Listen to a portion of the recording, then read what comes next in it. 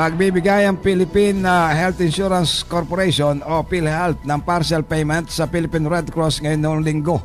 Ipinangako ito ng PhilHealth upang mabawasan ang kanilang nasa 800 million pesos na pagkakautang sa isinagawang o sinasagawang PCR test ng pamahalaan.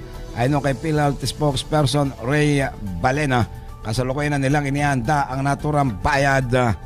Ito, pinayuhan ni Chief Presidential Legal Counsel Salvador Panelo ang publiko na ireserba muna ang kanilang mga paghuhusga kaugnay sa pagkamatay ng Philippine Airlines flight attendant na si Christine Dacera habang hindi pa nailalatag ang lahat ng mga ebidensya sa kung ano ang tunay na nangyari. Ayon kay Secretary Panelo, makabubuti kung hihintayin mo nang matapos ang isinasagawang investigasyon ng mga otoridad.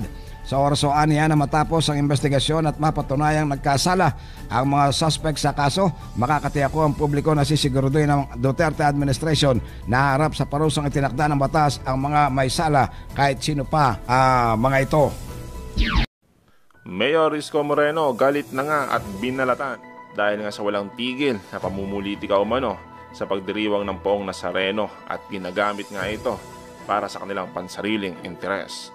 Ayon pa kay Yorme, wala namang nagawang matino sa pamahalaan at sa taong bayan at puro politika lamang ang alam. Dagdag pa niya, atat daw ang mga ito at pag nalaman daw ni Mayor Isko kung sinong kandidato sa pagkapresidente ay peperwisyuhin din daw nila ito sa Maynila. Doon sa mga politikong tolongges, manahimik kayo. Huwag niyong bastusin yung pananalig ng tao. Unang-una, wala na kayo nagawang matino sa pamahalaan at sa taong bayan. O nasaan po yung 400,000 na sinasabi ng mga report? Yung mga bayaran, nasaan?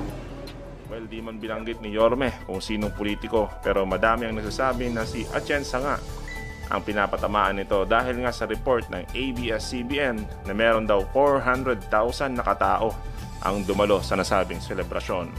Alaman naman natin na itong si Atienza kung ano ang koneksyon niya sa higanting network.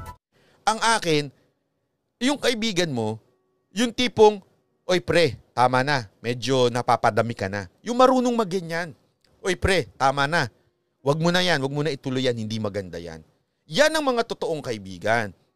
Okay lang mag-party-party, okay lang yung minsan magkasiyahan. Pero yung meron naman siyang hindi sip-sip at takot sa'yo na hindi nagsasalita pag napapahama ka na, iwan nyo yung ganyang kaibigan nyo. Tandaan nyo yan, alam nyo kung bakit. Sabi nga nila ito, ito'y napakaganda. Yan. Do not be misled. Bad company corrupts good character. Yan ang tandaan ninyo. Ang mga kaibigan na hindi maayos ang buhay, asahan mo magiging ganyan ka din in the future. Unti-unti lang. Asahan mo na masisira ang buhay mo dahil yung mga, sabi nga nila, di ba? Ito, cliche, na ito, parang paulit-ulit na sinasabi o paulit-ulit na minabanggit na sabihin mo kung sino yung kaibigan mo at sasabihin ko kung sino ka. O di ba, paulit-ulit na natin naririnig yan, pero that's true. Alam nyo ba? Kasi yung, isipin mo to taging yung tatandaan to, bakit minsan yung pananalita mo, same na nung kaibigan mo? Kasi nga unti-unti yan eh. Hindi yan biglaan. Ay, bigla ka nang magbabago. Hindi. Unti-unti yan.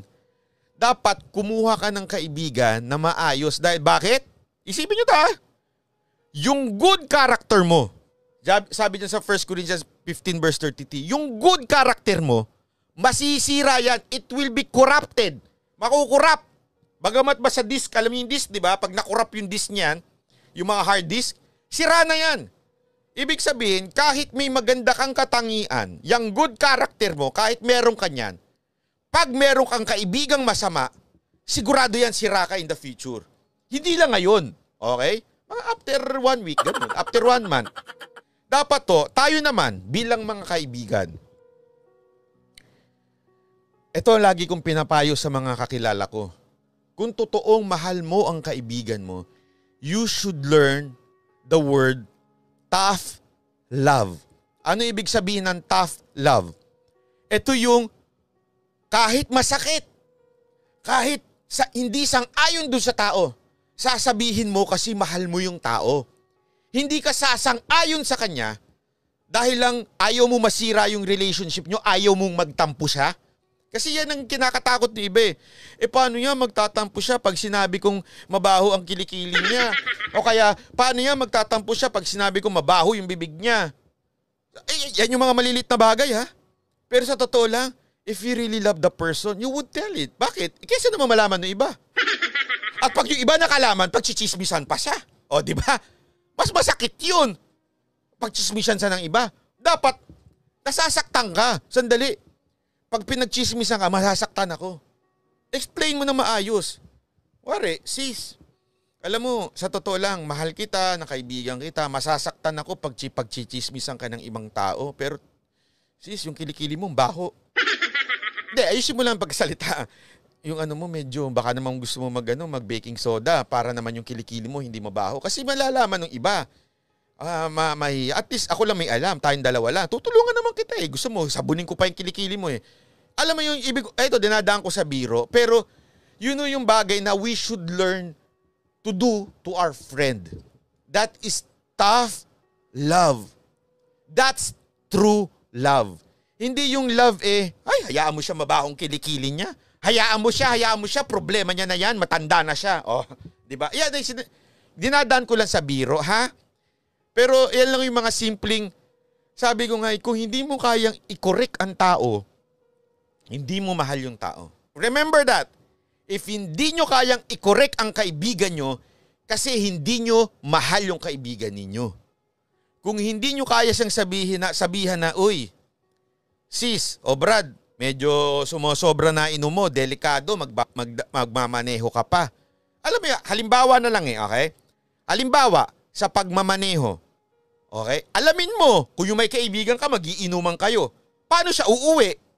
Diba? Kung concerned ka at mahal mo yung kaibigan mo talaga at hindi mo lang pinagbabayad ng pag-inom mo,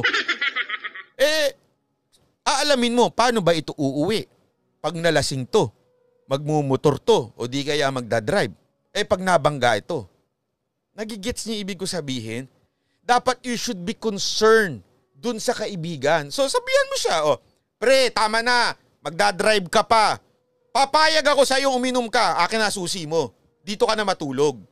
Sa tabi ko. Iba yung usapan yun. Di ba? Pero totoo Sabihin, concerned ka.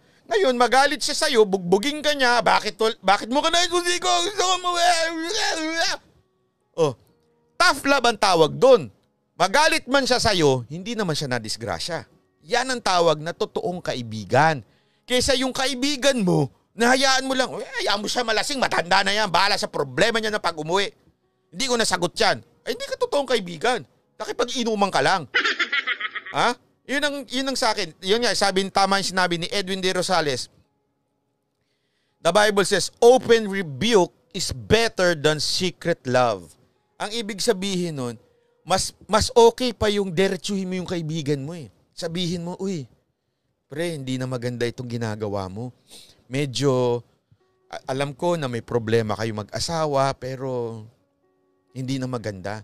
Ano ngayon kung magalit? Ano ngayon kung magtampo?